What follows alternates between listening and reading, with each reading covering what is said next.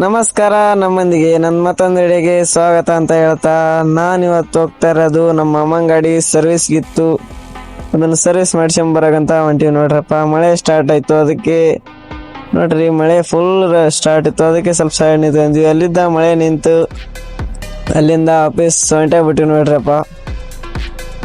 ನೋಡ್ರಿ ಹೈವೇ ಹೇಗಿದೆ ಗೋವಾದಲ್ಲಿರೋ ನೋಡ್ರಿ gas bridge.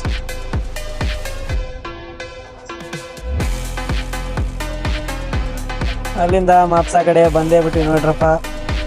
Mapusa full rush ಇತ್ತು.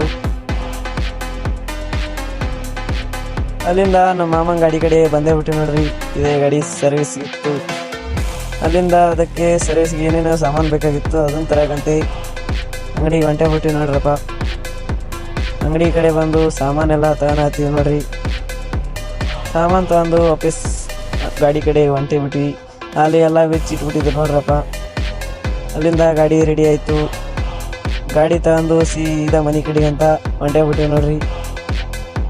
ಆದರೂ ಜಿಟಿ ಮಳೆ ಹಾಗೆ ಇತ್ತು.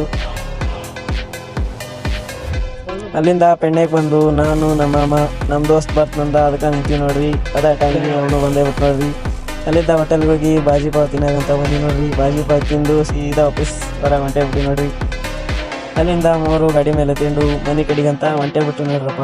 ಇವತ್ತಿನ ಬ್ಲಾಗ್ ಇಷ್ಟ ಆದರೆ ಫಾಲೋ ಮಾಡಿ, ಲೈಕ್ ಮಾಡಿ.